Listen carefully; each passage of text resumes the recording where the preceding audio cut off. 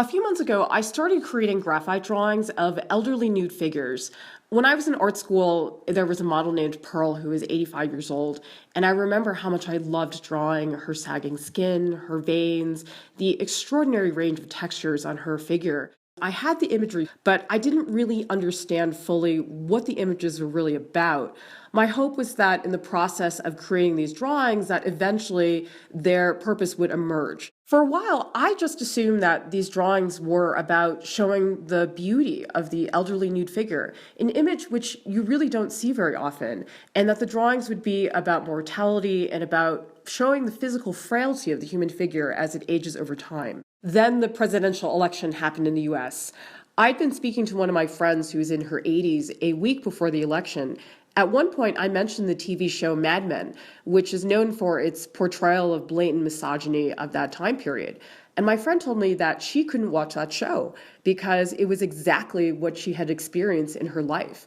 I was shocked because I'd always assumed that the misogyny showed on that TV show must have been a caricature, that they must have just played it up for dramatic effect. I felt so ignorant because I realized in that moment that I just had no idea what the women of the older generations had lived through. After the election happened, I couldn't stop thinking about what this election must have meant for the older generations of women in the US to witness Hillary Clinton's loss.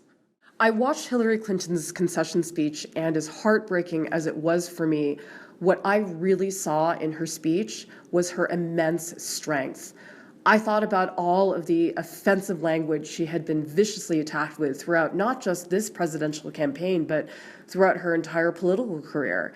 And yet Hillary Clinton put herself back together, and she gave that concession speech with class and grace. I have never made a single piece of political artwork in my life. I think that making political artwork is a huge risk because to me, it's like opening Pandora's box. And that's why I was really hesitant about taking the plunge. But I thought about how significant this election was to me, what it would mean for my children, and I felt a really compelling responsibility to do something. So I started a drawing of Hillary Clinton, and I was really surprised by the experience because I've seen her face thousands and thousands of times, basically throughout my entire lifetime, and I really thought that I knew what she looked like. But when you draw somebody, you really start to discover these aspects of them that you just never knew were there. And in the process of drawing her, it's like every single wrinkle, every notch, every little piece of texture that I was drawing in her face, it was like I was seeing scars that she has been living with her entire life. I wanted this drawing to show how Hillary Clinton had survived one of the most brutal presidential elections in history, how she put herself back together despite everything that had happened, and how she got up and kept walking. During the presidential campaign, Hillary Clinton and Donald Trump's faces were plastered everywhere, all over the media. Now it's been several weeks since the election, and I've noticed that Donald Trump's face is literally on every single screen that I see, and that Hillary Clinton's face has pretty much disappeared from the media. It's like she never existed. I don't want to forget Hillary Clinton and what she did for the women of this generation. I want to remember her strength and courage. And that's why I'm going to create a series of portrait drawings of Hillary Clinton and also the older generations of women.